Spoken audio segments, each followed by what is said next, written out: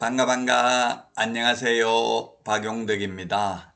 2023년 제34회 공인중개사 시험대비 기출 해설 강의 24회 25번 문제 보겠습니다.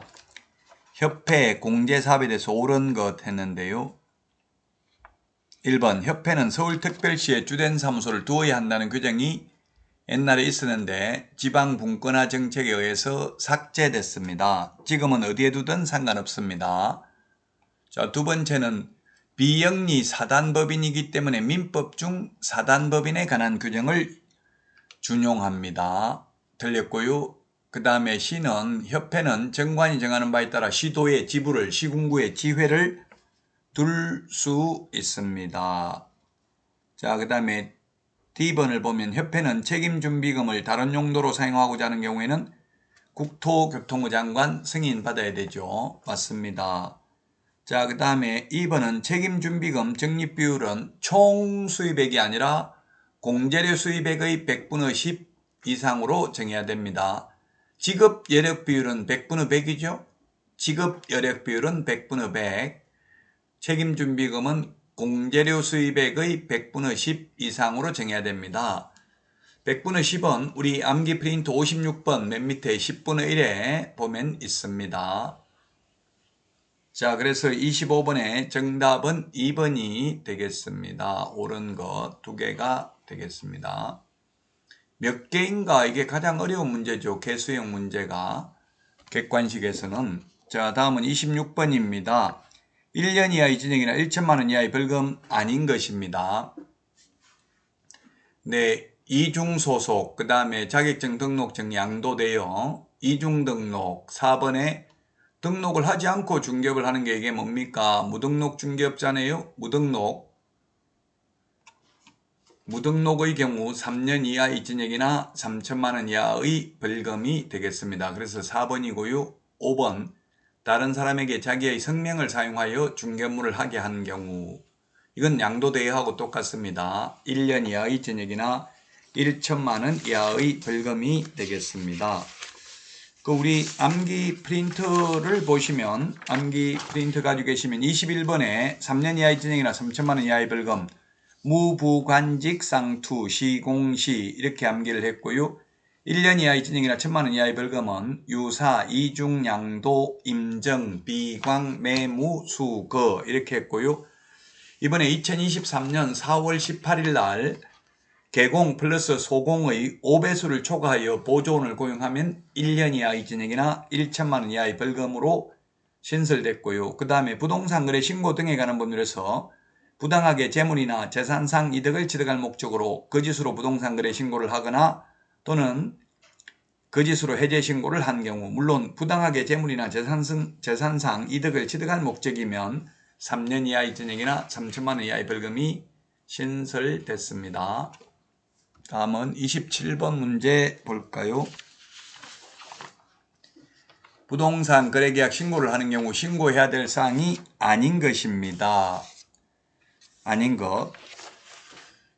개업공개서 인적사항 및 중개사무소 개설 등록에 관한 사항 1번이 정답이네요. 왜냐하면 지금 거래 당사자가 신고한다고 했잖아요. 거래 당사자 직거래일 경우는 거래 당사자가 신고해야 되고요. 중개거래일 때는 반드시 개업공인중개사가 신고를 해야 됩니다. 그 직거래이기 때문에 개업공개사 인적사항은 들어가지 않습니다. 따라서 1번이 정답이 되겠고요. 우리 암기 프린트는 13번에 입자, 실종, 중개인, 기소 이렇게 암기를 했죠. 9가지입니다. 실입주계획하고 자금조달계획의 경우 투기과일지구나 조정대상지역이면 금액과 상관없이 비규제지역은 6억 이상인 경우 건축법상 주택인 경우에 입주계획, 자금조달계획 신고해야 됩니다. 법인이 주택을 취득하면 지역과 금액과 상관없이 자금조달계획, 실입주계획 신고해야 됩니다. 투기과일지구는 자금조달계획에 따른 증빙자료도 제출해야 되죠. 그리고 실제거래가격, 부동산 등의 종류, 그 다음에 중개거래인 경우 개업공개사 인적사항, 계약일, 중도금, 잔금지급일, 거래당사자 인적사항, 조건기한, 부동산 등의 소재지, 지번, 지목, 면적 신고를 해야 됩니다. 그 다음에 그 토지 취득 신고도 있죠. 수도권이나 광역시, 세종시는 1억 이상, 지분거래는 금액과 무관하게 토지 취득 자금 조달 계획 제출해야 되고요. 수도권, 광역시, 세종시를 제외하고는 6억 이상 토지 취득하면 토지 취득 자금 조달 계획을 제출해야만 합니다. 수도권, 광역시, 세종시가 아니면 지분거래라도 6억 이상인 경우에만 자금 조달 계획을 제출하시면 되겠습니다. 다음은 28번 문제 보도록 하겠습니다. 28번. 반드시 등록을 취소해야 되는 사유가 아닌 것입니다. 자, 기업 자격정지 기간 중에 있는 자로 하여금 업무하게 하면 절대적 등록 취소입니다. 니은에 계약서를 거짓으로 기재하면 요거는 계약서 거짓으로 기재한 경우에는 임의적 취소죠. 임의적 취소고요. 디귿 개인 사망, 법인 해산하면 절대적 취소고요. 그 다음에 중개보수 초과해서 받으면 임의적 취소. 그 다음에 탈세 목적 투기조장 임의적 취소입니다. 금지행위는 임의적 취소입니다. 3번이 정답이 되겠습니다. 좀 더 깊게 본다면 중개보수 초과해서 만약 징역이나 300만 이상 벌금 받으면 결격사유에 해당되니까 그때는 또 반드시 취소하여야 할 것입니다. 그러나 징역 벌금 받았다는 말은 없기 때문에 그냥 금지행위를 했다면 그 자체는 임의적 등록 취소고요. 취소 안 하면 업무정지할 수 있고 소속 공인중개사의 경우에는 금지행위하면 자격 정지할 수 있는 사유입니다. 절대적 취소 암기 프린트 16번에 있죠. 해부결의 소양 없이가 되겠고요.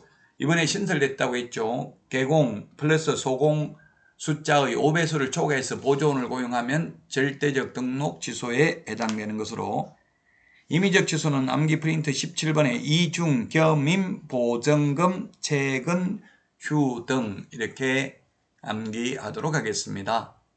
자, 여기까지 하고 다음 시간에 찾아뵙겠습니다. 여러분 구독, 좋아요, 알림 설정해 주신다면 큰 힘이 되겠습니다. 안녕히 계십시오. 안녕.